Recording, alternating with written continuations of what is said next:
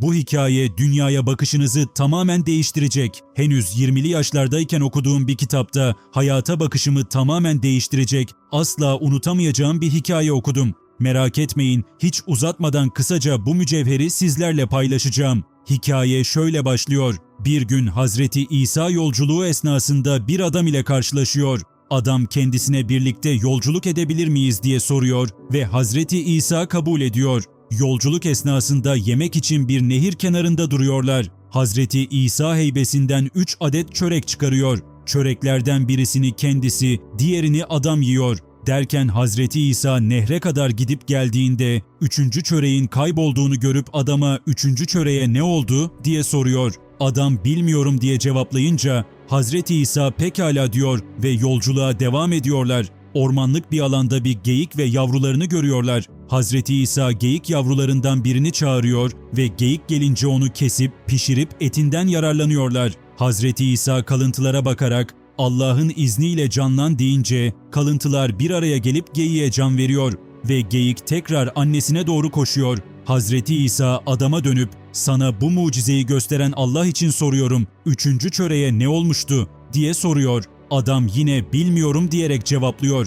Yolculuk devam ediyor ve köprüsü olmayan bir göle denk geliyorlar. Karşıya geçmek için Hazreti İsa adamın elinden tutuyor ve suyun üzerinde yürüyerek karşıya geçiyorlar. Hazreti İsa tekrar adama sana bu mucizeyi gösteren Allah için söyle 3. çöreğe ne olmuştu diye soruyor. Adam ise yine bilmiyorum diye cevaplıyor. Sonunda şehre yaklaştıkları bir çöle geldiklerinde Hazreti İsa kumları bir araya getirerek oluşturduğu bir kum yığınına Allah'ın izniyle altına dön diyor ve kum bir yığın altına dönüşüyor. Altını 3 parçaya böldükten sonra adama dönüp altının 3'te biri benim, 3'te biri senin, 3'te biri ise 3. çöreği alan kişinindir. Bunu duyunca adam heyecanla 3. çöreği ben almıştım diyor. Hazreti İsa altının hepsi senin olsun diyerek oradan uzaklaşıyor. Bir yığın altınla baş başa kalan adam altını ne yapacağım diye düşünürken olay yerine gelen 2 haydut altını görünce adamın canına kastediyorlar. Adam haydutlara altını 3'e bölebiliriz deyince haydutlar kabul ediyor. Aramızdan biri şehre gitsin, hava kararmadan hem bizlere yiyecek bir şeyler alıp gelir hem de altını pay edeceğimiz çuvallar.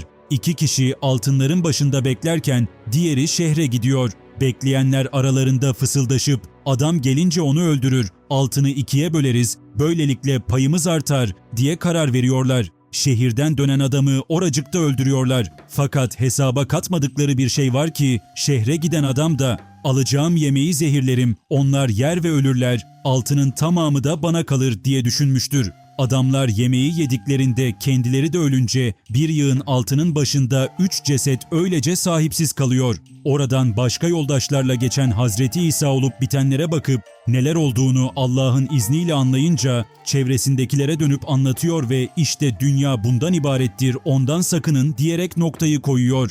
Eğer bu hikayeyi olması gerektiği kadar anlarsanız tüm hayatınız değişir. Gelin şöyle yapalım. Önce ben bu hikayenin en önemli kısımlarını sizlerle paylaşayım. Benim göremediğim kısımları ise siz yorumlarda benimle paylaşırsınız. Birincisi, Hazreti İsa tanımadığı bir adamla yolculuğa başladığında onun güvenilirliğini tespit etmek amacıyla onu 3. çörek ile baş başa bıraktı. Unutmayın, bazen arkadaş seçimimizde onlara zarar vermeden onları sınamak daha sonrasında bize çok büyük kazançlar getirebilir. İkincisi, adam çöreğe ne olduğunu bilmediğini söyleyince Hazreti İsa sıradan bir insanın yapacağını yapmayıp aldığı cevap karşısında sadece sustu. Şöyle ki sıradan bir insan olsaydı burada sadece sen ve ben varız. Ben seni 3. çörek ile baş başa bıraktım ve geldiğimde 3. çörek yoktu. Şimdi bana bilmiyorum diyorsun. Sen bir yalancısın. Bütün kanıtlar bunu gösteriyor demedi. Çünkü bir soru sormuştu ve cevabını aldı.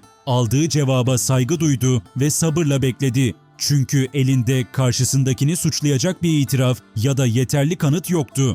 Bu çok büyük bir olgunluktur. Sizleri bilemem ama eğer ben olsaydım kesinlikle adamı anında suçlardım. Üçüncüsü, Hazreti İsa adamla 1. ve 2. mucizeye şahit olduğunda yine ona kibarca aynı soruyu sordu. Ama gördükleri karşısında yine de herhangi bir itirafta bulunmayınca Hazreti İsa insan fıtratının yatkın olduğu farklı bir şeyi denemek istedi. İnsanların hemen her çoğunun dünyadan beklediği şey olan mal varlığı. Adam altınları görünce hemen suçunu itiraf etti. Çünkü maalesef insan açgözlüdür. Her zaman daha fazlasını isteriz. Bu bize bazı şeyleri itiraf bile ettirebilir. Dördüncüsü, Hazreti İsa beklediği itirafı alınca altının tamamından vazgeçti. Çünkü hırsızlık eden, bu konuda yalan söyleyen ve kendi çıkarları için açgözlülüğünü bastıramayıp suçunu itiraf eden bir adam ile arkadaşlık etmemesi gerektiğini biliyordu. Demek ki hakiki arkadaşlık bir yığın altından daha önemli.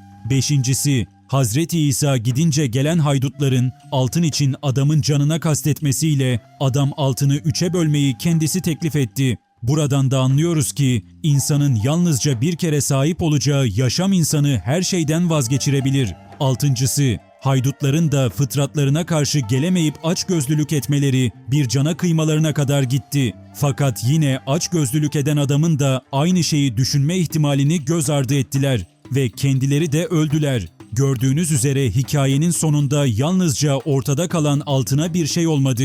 Buradan çıkarılacak şeyleri anlatmak, konuşmak herhalde bir bu kadar daha zamanımızı alır. Dolayısıyla yedincisini Hazreti İsa söylesin. İşte dünya budur, ondan sakının.